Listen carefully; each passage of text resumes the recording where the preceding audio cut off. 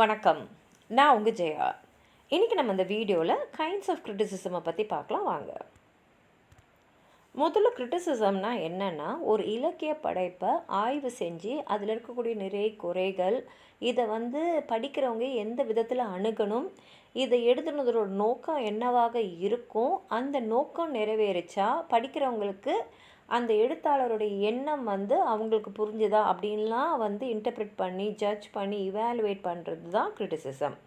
இதோட முக்கிய நோக்கமே படிக்கிறவங்களுக்கு அந்த இலக்கிய படைப்போடைய முழு உள்நோக்கமும் போய் சேரணுன்றது தான். இப்போ ட்ரெடிஷ்னலாக பார்த்திங்கன்னா நமக்கு 2 வகையான லிட்ரரி கிரிட்டிசிசமோட அப்ரோச் இருக்குது. ஒன்று கிளாசிக்கல், அடுத்தது ரொமான்டிக்கு. இப்போது நம்ம பார்க்கும்போது ஒரு இலக்கிய படைப்பை ஆய்வு செய்யணும், பகுத்து ஆய்வணும் அப்படின்னா அதுக்குன்னு சில பிரின்சிபல்ஸ் இருக்குது. இஷ்டத்துக்கு நம்ம பண்ணிட முடியாது. ஒரு ஒரு இலக்கிய படைப்பை நம்ம இப்படி தான் ஆய்வு செய்யணும் அப்படின்னு சில பிரின்சிபல்ஸ் இருக்குது. அந்த பிரின்சிபல்ஸ் எல்லாம் ஒரு இலக்கிய படைப்பில் போட்டு அதை பகுத்து ஆய்ந்து அதோடைய தரத்தை வெளியிடுறது தான் தியரிட்டிக்கல் கிரிட்டிசிசம். ஆனால் இந்த தியரிட்டிக்கல் கிரிட்டிசிசம்லேயும் சில லிமிட்டேஷன்ஸ் இருக்குது. அதாவது ஒரு அளவு முறை இருக்குது. ஏன்னா ஒரு காலகட்டத்தில் இல்லை ஒரு நாட்டை சேர்ந்த ஒரு இலக்கிய படைப்புக்குன்னு சில பிரின்சிபல்ஸ் நம்ம உருவாக்கும் போது வேறு நாடுகளில் இருக்கக்கூடிய எழுத்தாளர்களோட படைப்புக்கும் அதே பிரின்சிபல்ஸை அப்ளை பண்ண முடியுமான்ற ஒரு கேள்வி வரும். ஏன்னா வேறு நாட்டில் இருக்கிறவங்க வேறு கல்ச்சர், ஒரு கலாச்சாரம் மாறி இருக்கலாம், அவங்களுடைய வாழ்வியல் சூழ்நிலை வேறையாக இருக்கும். அது மாத்திரம் இல்லாமல் ஒரே நாட்டிலே இருந்தால் கூட வேறு காலகட்டத்தில் மனிதர்களுடைய மனநிலை மாறும்.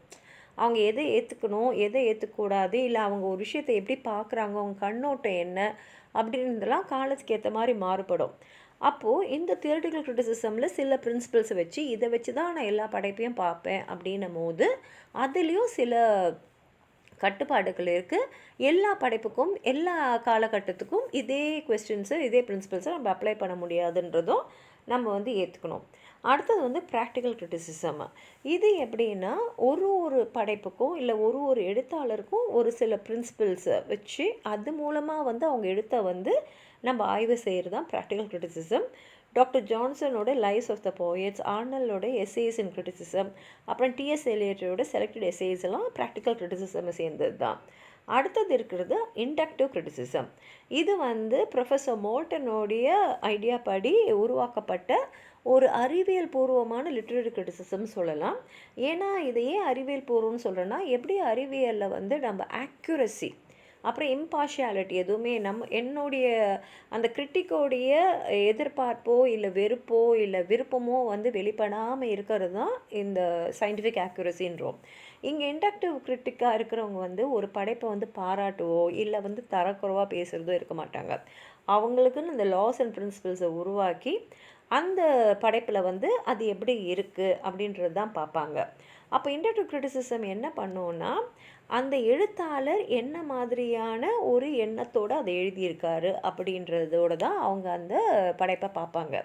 அப்படி பார்க்கும்போது இந்த இண்டக்டிவ் கிரிட்டிசிசமில் ஒவ்வொரு படைப்புக்கும் தனித்தனி ரூல்ஸ். ஏன்னா அந்த எழுத்தாளர் எந்த எண்ணத்தோடு இந்த புத்தகத்தை அவர் எழுதியிருக்கான்னு பார்க்கும்போது ஒரு எழுத்தாளரும் அவங்கவுங்க படைப்பை வேறு கண்ணோட்டத்தில் வேறு நோக்கத்தில் தான் எழுதியிருப்பாங்க. அப்போ ஒரு படைப்புக்குமே பார்த்திங்கன்னா வேறு பிரின்சிபல்ஸ் இருக்கும், ரூல்ஸ் இருக்கும். ஒரு படைப்புக்கு நம்ம யூஸ் பண்ணுற பிரின்சிபல்ஸோ ரூல்ஸையும் இன்னொரு படைப்புக்கு நம்ம யூஸ் பண்ண முடியாது. அதனால் பார்த்திங்கன்னா இண்டக்டிவ் கிரிட்டிசிசமில் ஒரு ஃபிக்ஸ்டு ஸ்டாண்டர்டோ இல்லை ஃபிக்ஸ்ட் லிட்ரரி வேல்யூவோ கிடையாது.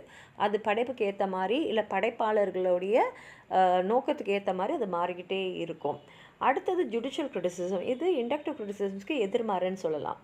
ஏன்னா இது ஒரு ஆர்டர் ஆஃப் மெரிட்டில் ஒரு இலக்கிய படைப்புனா இப்படி இருக்கணும் அப்படின்ற ஒரு ஆர்டரை வச்சுருக்கோம்.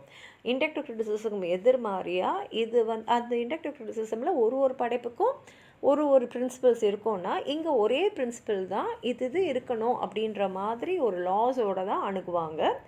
அப்போது அந்த எழுத்தாளர் ஒரு சிறந்த படைப்பை படைக்கணும்னா அவர் இந்த தரத்தோடு எழுதியிருக்கணும் அப்படின்ற ஒரு அசம்ஷன் எல்லாருக்குமே இருக்கும். அப்போ இதில் ஃபிக்ஸ்டு ஸ்டாண்டர்ட்ஸ் இருக்குது. இதை வச்சு தான் அவங்க அந்த இலக்கிய படைப்பை ஜட்ஜ் பண்ணுவாங்க. இதில் பெஸ்ட்டு ப்ராக்டிஷனர்ஸ்ன்னு பார்த்திங்கன்னா டாக்டர் ஜான்சன் அண்ட் அடிசன். இது மூலமாக என்ன ஆகிடும்னா, ஒரு இலக்கிய படைப்புடைய தரம் எப்படிப்பட்டது அப்படின்றத நிர்ணயம் செய்ய முடியலாம். ஏன்னா இவங்களை பொறுத்த வரைக்கும் உலக அளவில் எந்த காலகட்டத்தில் இருந்தாலும் சரி, எந்த இடத்துல இருந்தாலும் சரி, இலக்கியம்ன்றது இந்த தரத்தோடு இருக்கணும் அப்படின்றது தான் இவங்களுடைய கொள்கை. அதனால் அவங்க ஒரு படைப்பை வந்து அதோட சப்ஜெக்ட், அதோட ஆர்கனைசேஷன், அதோட டெக்னிக்கை வச்சு தான் அவங்க எடை போடுவாங்க. லாங்கனஸ் உடைய ஆன் த சப்ளைம் எஸ்ஸே, அதுக்கப்புறம் வெர்ஜினியா வுல்ஃபோட கிரிட்டிக்கல் ரைட்டிங்ஸ், அப்புறம் இஎம் ஃபாஸ்டரோட ரைட்டிங்ஸ் எல்லாம் வந்து இந்த வகையை சேர்ந்தது தான். அடுத்தது இம்ப்ரெஷனிஸ்டிக் கிரிட்டிசிசம். அதாவது இது ஒரு வகையான ரொமான்டிக் கிரிட்டிசிசம். இது ஒரு படைப்பை வந்து வாசிக்கிற வாசகர் வந்து படைக்கும் போது அந்த படைப்பு அவருக்குள்ளே என்ன ஒரு இம்ப்ரெஷனை, என்ன ஒரு தாக்கத்தை உண்டு பண்ணுது அப்படின்றத ஆய்வு செய்கிறது தான் இம்ப்ரெஷனிஸ்டிக் கிரிட்டிசிசம். அடுத்தது ப்ராக்மேட்டிக் கிரிட்டிசிசம்.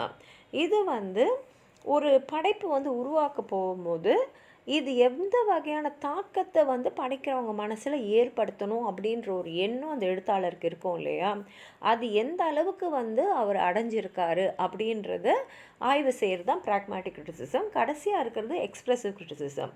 ஒரு எழுத்தாளர் வந்து ஏதோ ஒரு விஷயத்தை வந்து அவர் சொல்கிறதுக்காக அவர் எழுதுகிறாரு. அந்த சொல்கிறது எந்த அளவுக்கு வந்து அந்த வாசிக்கிறவங்களுக்கு போய் சேர்ந்துருக்கு, அவருடைய எண்ணம் முழுமையாக வந்து அவர் வெளிப்படுத்தியிருக்காரா, அந்த தாக்கம் வந்து முழுமையாக வந்து படிக்கிறவங்க மனசில் போயிருக்கா அப்படின்றத ஆய்வு செய்கிறது தான் எக்ஸ்ப்ரெசிவ் கிரிட்டிசிசம். உங்களுக்கு எதாவது சொல்லணும்னு நினச்சிங்கன்னா கீழே இருக்கிற கமெண்ட் பாக்ஸில் எழுதுங்க. இந்த வீடியோ லைக் பண்ணுங்கள், உங்கள் ஃப்ரெண்ட்ஸோடு ஷேர் பண்ணுங்கள். சப்ஸ்கிரைப் பண்ணாதவங்களாம் ப்ளீஸ் சப்ஸ்கிரைப் பண்ணி சப்போர்ட் பண்ணுங்கள். நன்றி.